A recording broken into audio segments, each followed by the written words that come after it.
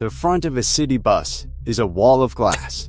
No hood, no bulge, no engine. Just flat, open windshield from one side to the other, and a driver sitting right up at the nose like the cab of a spaceship. You have ridden behind that wall of glass hundreds of times and probably never once asked where the engine went. It didn't disappear. It moved, and the decision to move it, deliberately, permanently, against every instinct from a century of truck and car design, quietly changed the way cities move people. It changed who could board a bus, how fast they could do it, how safe the ride felt, and how much fuel the whole operation burned.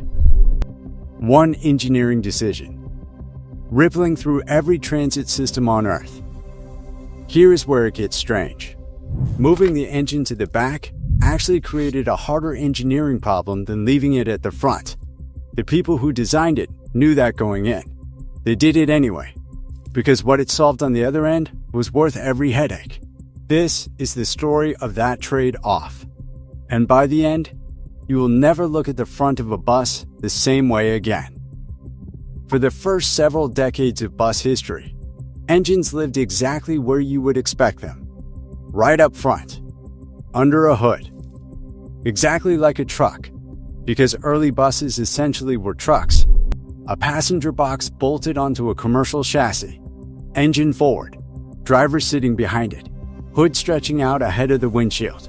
That arrangement worked. But working and working well are two different things entirely. Picture sitting in the first two rows of one of those early front engine buses. The diesel engine, a machine producing heat, vibration, and exhaust at full industrial scale, is sitting roughly 3 feet in front of your knees, separated from you by a metal firewall and not much else. The noise is constant. The heat radiates through the floor and the wall. Riding near the front of a 1940s city bus was not far from sitting next to a running lawnmower for 40 minutes. Every single day. That was the passenger experience engineers inherited. And it was only one of the problems. The deeper issue was the floor. A front-mounted engine on a bus doesn't just bring noise. It brings a mountain of mechanical hardware that has to go somewhere. The engine block, the transmission, the drive shaft running the length of the vehicle, all of it had to live underneath or beside the passenger compartment, which meant the floor of the bus had to step up and over it. Steps at the front door, a raised center aisle in some designs, a tunnel of steel running down the middle of the cabin. Imagine walking through your own front hallway, except someone has built a 2-foot-tall wall straight down the middle of it, and you have to step over it every time you move from one side to the other. That is what the drivetrain did to early bus interiors. It was just accepted as the cost of doing business. Then engineers started asking a different question. What if the business model was wrong? The shift to rear engine design began gaining real momentum in the 1950s and accelerated hard through the 1960s as cities started grappling with the reality of mass transit at scale. More passengers, faster boarding, wider access, lower operating costs. Every one of those goals pointed at the same problem, the floor. Move the engine to the back, and something remarkable happens to the front half of the bus. The floor drops, all the way down. No drive shaft tunnel, no step at the door, no raised aisle forcing passengers to navigate around a mechanical spine running the length of the cabin. A modern low-floor city bus, the kind kneeling at a curb cut right now on a street near you, can drop its front door opening to within a few inches of the curb. A person using a wheelchair rolls straight on. An elderly passenger with a cane steps up once, barely. A parent with a stroller doesn't have to fold it, doesn't have to lift it, doesn't have to ask for help. They just board. That is not a small quality of life improvement. That is a fundamental shift in who the bus actually serves. And it was made possible entirely by relocating 900 pounds of diesel engine to the rear axle. 900 pounds. That is roughly the combined weight of 6 full-grown adults standing in the same corner of a room. Now picture a seesaw. Put all 6 of those people on one end. The other end goes straight up. That is the weight management problem that rear-engine bus designers had to solve. And solve precisely, because a bus does not carry the same load at every moment of its operating day. A city bus at 6 in the morning, running mostly empty, weighs and balances completely differently than the same bus at 8:15, packed to standing capacity, with 40 people clustered near the front doors because the back of the bus fills last. The front axle, the axle doing the steering, is already carrying the driver, the fare system, and the entry crowd. Add too much weight there, and the steering gets dangerously heavy. Remove too much, and the front axle goes light, reducing the driver's control exactly when control matters most. The rear engine acts as a permanent counterweight. It anchors the back of the bus, keeping the weight distribution across both axles within a range the chassis and the steering system can handle regardless of how passengers are loaded. It is not an accident of packaging.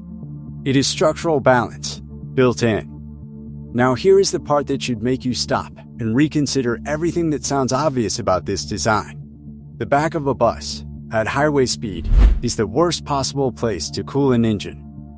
When a vehicle moves forward, air flows over and through the front. That airflow is free cooling, ram air, hitting the radiator, carrying heat away without any extra energy spent.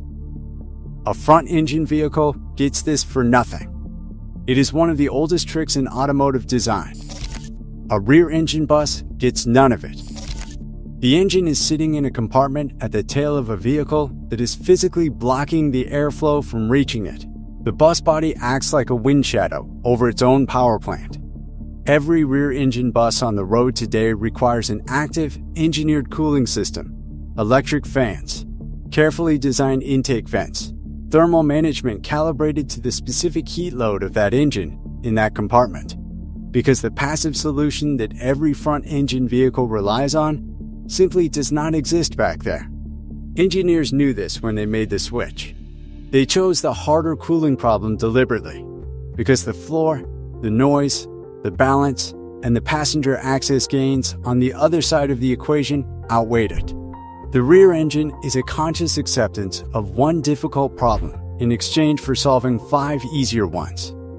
That trade-off plays out in real time on every route, every day. A 40-foot city bus pulls away from a downtown stop. The engine, mounted transversely across the rear axle, tucked entirely within the rear overhang of the body, fires power forward through a modern automatic transmission built specifically for stop-start urban duty cycles. Not a highway transmission. Not a truck transmission. A unit designed to shift dozens of times per mile without driver input, protecting the drivetrain from the violence of constant acceleration and braking in dense traffic. As the bus accelerates, passengers standing near the front doors shift their weight. The rear engine holds the back axle planted. The front axle carries its share without being overwhelmed. The low floor stretches the full length of the standing area, so passengers can move freely without stepping over anything. At the next stop, the bus kneels. Pneumatic suspension drops the front of the vehicle toward the curb. The door opens at curb height. A passenger with a rolling cart steps straight on in under 3 seconds. The bus rises, the door closes, and the rear engine pulls the whole system. Passengers, frame, fuel, cargo, back into motion. Nobody on board thinks about any of this. That is exactly the point. The rear engine is not visible to passengers. It is not audible the way a front engine was. Its heat exhausts at the back of the vehicle, behind the last row, away from the cabin. The noise signature inside a modern rear-engine transit bus is dramatically lower than anything those early front-engine designs produced. The passengers are separated from the powertrain by the entire length of the vehicle. The machine is doing its work quietly, at the far end, out of the way. Every single piece of that passenger experience, the low floor, the quiet, the smooth boarding, the stable ride, traces back to one repositioning decision made by engineers who were willing to accept a harder cooling problem in exchange for a better machine. And the refinement is still happening. hybrid, and fully electric buses take the rear engine logic and extend it further.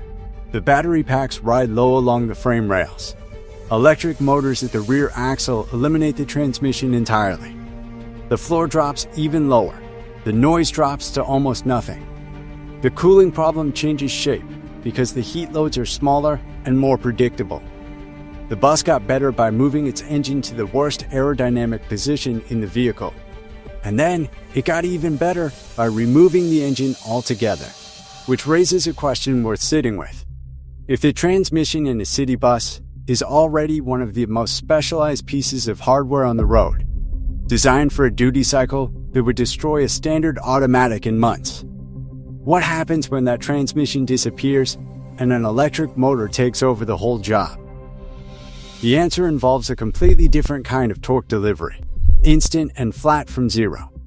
And it changes how a bus feels to drive in ways most passengers will never consciously notice, but will absolutely feel. If that kind of engineering story is what keeps you watching, subscribe.